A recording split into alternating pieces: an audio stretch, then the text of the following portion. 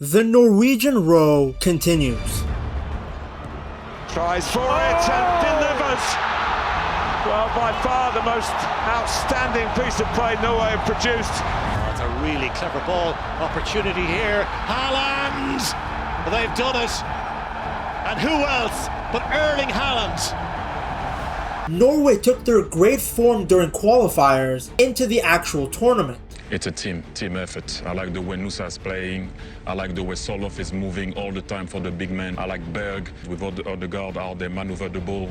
And so it's a team effort, and you can see it. You've seen that with Norway. For all the praise that we've heaped on Norway during the course of this tournament, for as good a team as they have, they've been able to make the most of their moments. Drawn into a tough group with France, Senegal, and Iraq, they embraced their dark horse label and immediately showed why so many people believed in them. Their tournament began in Foxborough, Massachusetts, where more than 63,000 fans watched Norway play their first World Cup match in 28 years. Solbakken side took control early and never really looked back. The breakthrough came in the 29th minute when Haaland scored his bread and butter, which is tapping the ball in from 6 yards out. Iraq responded just before halftime through Ayman Hussein, whose powerful header made it 1-1. But Norway answered almost immediately, because 4 minutes later, Haaland showed that his work rate is just as valuable as his finishing, chasing down a loose back pass and blocking goalkeeper Jalal Hassan's clearance. The ball ricocheted straight into the net and gave Norway the lead. I mean, is there a more frightening sight on a football pitch than Erling Haaland running right at you like a freaking Viking? Norway then finished the job in the second half.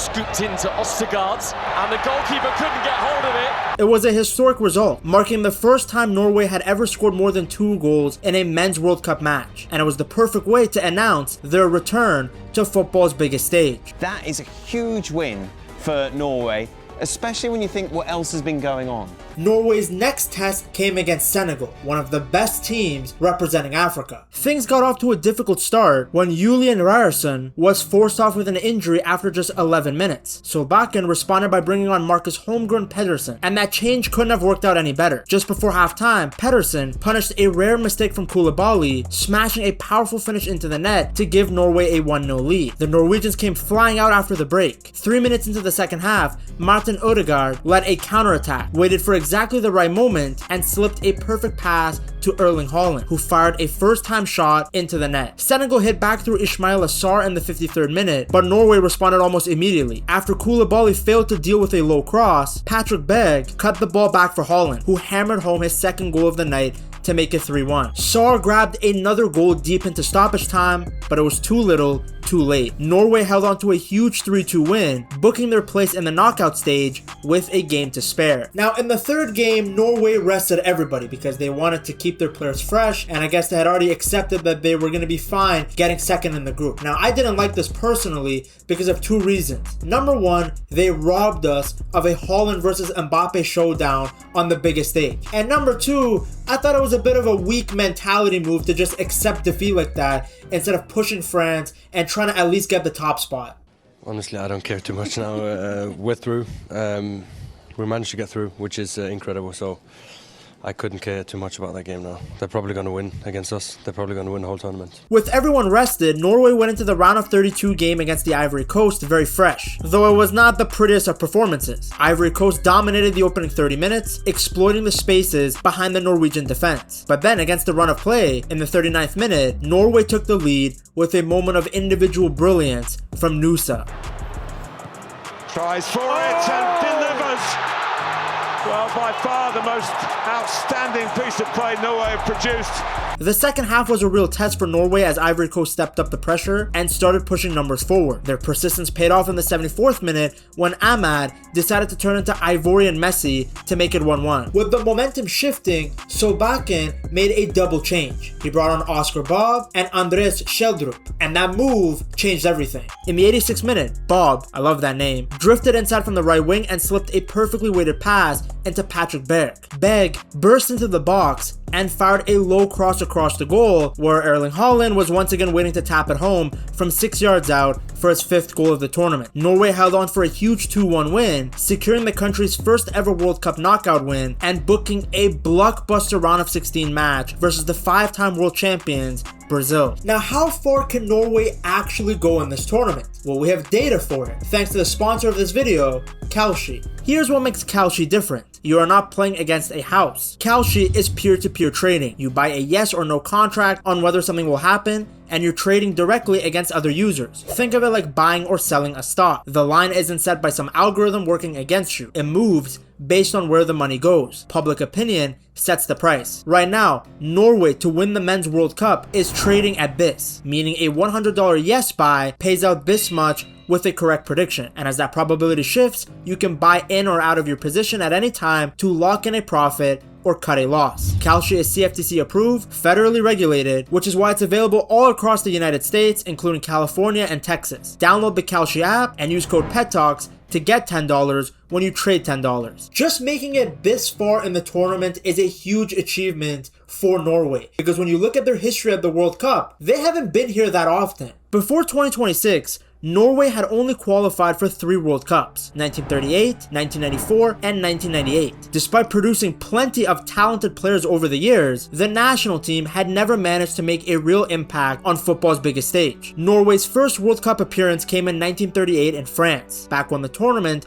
was a straight knockout competition. They faced the eventual champions Italy in the opening round and pushed them all the way. In fact, the Norwegians hit the woodwork 3 times, had a goal controversially ruled out for offside, and forced extra time after Arne Brustad scored a dramatic late equalizer. But Italy eventually found the winner in extra time, ending Norway's impressive debut. It would take another 56 years for Norway to return to the World Cup. At USA 1994, Egil Drillo Olsen's side earned a famous 1-0 win over Mexico thanks to a late winner, but defeats to Italy and a goalless draw with the Republic of Ireland left Norway in one of the cruelest situations in World Cup history. Every team in Group E finished with 4 points and a goal difference of 0. With points and goal difference unable to separate the teams, the standings came down to goals scored. Mexico finished first with 3 goals, while Ireland and Italy both scored twice. Norway had only found the net once all tournament, so despite finishing level on points and goal difference with every other team in the group, they were eliminated simply because they had scored the fewest goals. A heartbreaking exit. Norway's greatest ever World Cup moment before 2026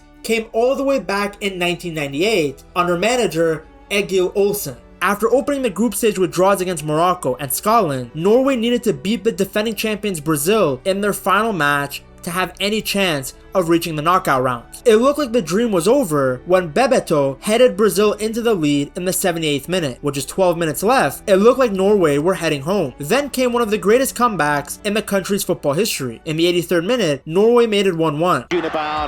Torre Andre Flo, goal! Norway back in it! Torre Andre Flo!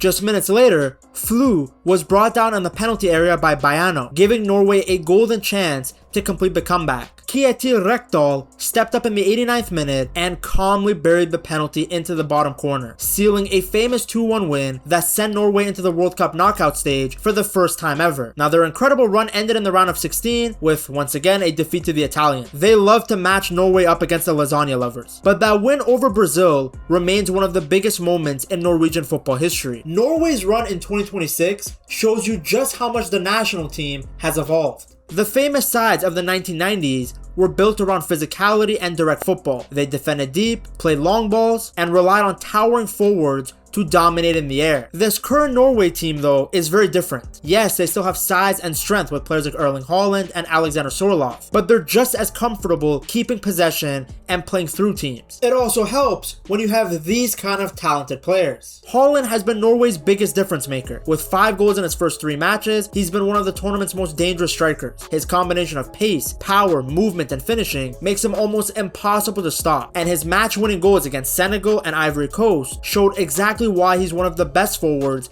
if not the best striker in the world. While Haaland is doing his business up front, Odegaard is the creative brain of this team. He controls the tempo, finds teammates with perfectly weighted passes, and always seems to make the right decision under pressure. His vision and ability to release runners at exactly the right moment have been key to Norway's attacking success. Then you have Antonio Nusa, who's been Norway's biggest threat out wide. His pace, dribbling, and confidence in 1v1 situations constantly puts defenders under pressure. Whether he's driving to the byline or cutting inside onto his stronger right foot, he's capable of creating something out of nothing, as shown by his brilliant goals against Italy in qualifiers and against the Ivory Coast in the World Cup. He is that natural winger. He is quick. He is very mobile. Berg is the player who holds everything together in the middle of the park. He protects the back four, wins second balls, and keeps Norway balanced in the midfield. His defensive work and smart passing have been so important, and he also got the assist for Haaland's winner against Ivory Coast. Next to him in midfield is Sander Berge, who is also a fantastic player. Then in goal, Haaland has been a rock. His experience, leadership, and shot stopping have given Norway a lot of confidence throughout the tournament. He's dealt really well with crosses, commanded his penalty area, and produced several huge saves. I mean, look at him stopping Amad Diallo's free kick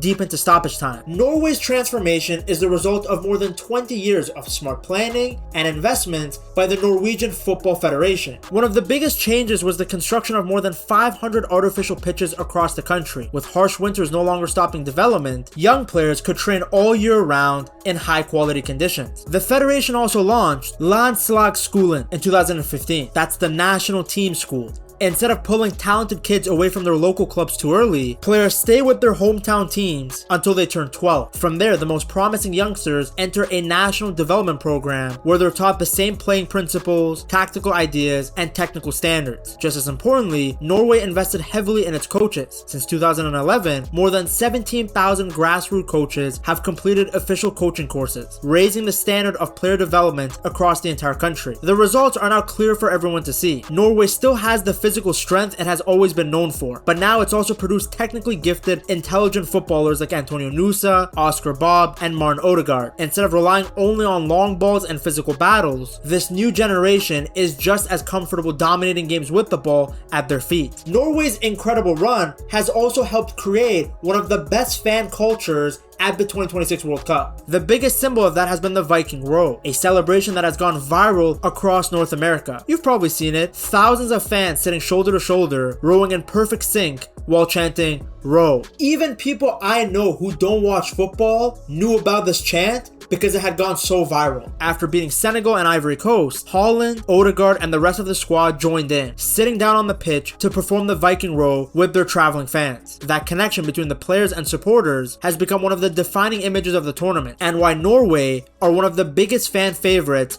at the 2026 World Cup. If you enjoyed this video, you will love this one too. Check it out right here.